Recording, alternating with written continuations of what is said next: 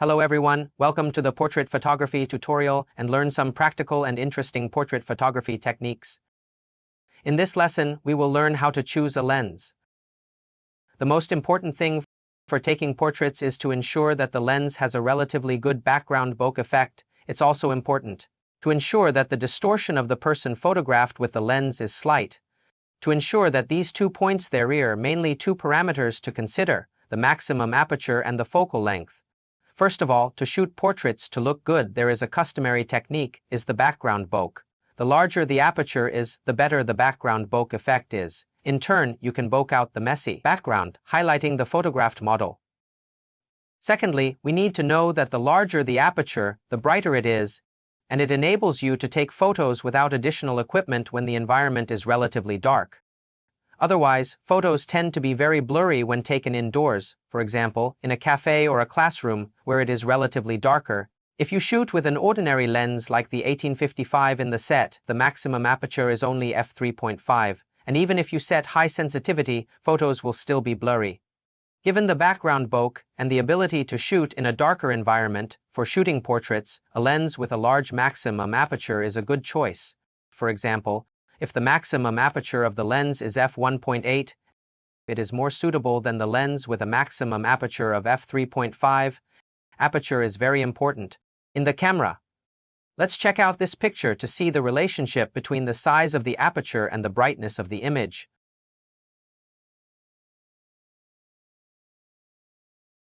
Only taking into account the maximum aperture of the lens is not enough. We should also consider the focal length of the lens. We generally divide the focal length into wide-angle, standard, telephoto, these 3 segments.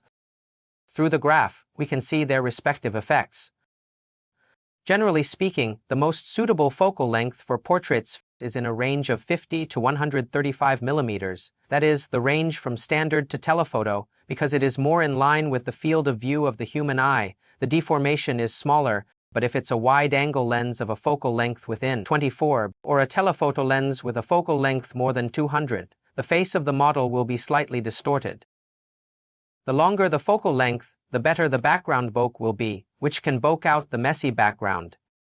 In addition, the long focal length lens is ideal for portraits with spatial depth. The so-called spatial depth is achieved by the distortion caused by a long focal length. It makes the model and the background look very close. So if you want to make the distant scenery seem very close, you can use a lens with a long focal length.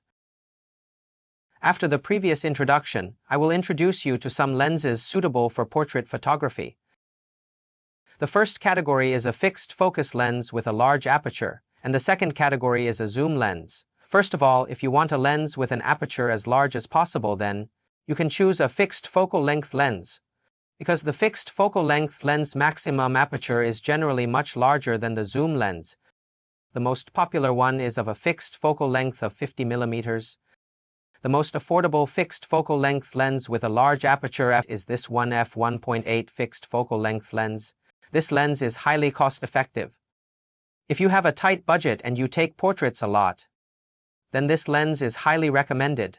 There is also the f1.4 fixed focal length lens, which has a larger aperture, and compared to the f1.8 lens, it is of better workmanship and produces images quality of higher quality, but the price is several times higher. For zoom lenses, the best choice is a lens with a focal length range of 50135, such as an 18200mm zoom lens. With it, you can get a good bokeh effect. It can also be used to take scenery photos. The price is also relatively moderate. In summary, when choosing lenses on a limited budget for beginners, the first recommended is a 50mm f1.8 lens. If you also want to take scenery photos, choose an 18200mm lens. For the so-called lens in the set, which is the 18-55mm lens, the aperture is not large enough and the focal length is not long enough, so it is not recommended. In addition, if you have enough budget, you can also choose a lens designed for portrait photography. For example, the 85mm fixed focal length lens, which is currently the most popular lens for high-quality commercial photography and wedding photography. In addition, the advanced 24-70mm zoom lens with aperture of f2.8 is also a perfect tool for portrait photography. It should also be noted that for the vast majority of lenses there are some common buttons. The focus modes include the manual and automatic modes. The manual mode involves the manual rotation of the focusing ring, but in portrait photography it is more convenient with the automatic mode. The anti-shake function is suitable when the movement is slow in order to obtain a more stable and clear picture. It is recommended that you keep it on in most cases. Focal length rings are found in zoom lenses. By rotating it, you can change the focal length to zoom in or zoom out. Now let's talk about the cell phone lens. If you are observant, you will find that in recent years, cell phones usually have 3 or 4 rear cameras. Why does a cell phone need so many lenses? First of all, we know that compared to the camera, cell phones are very thin. That makes it impossible for the cell phone to have enough space and angle to reflect the image of the lens to the internal imaging unit.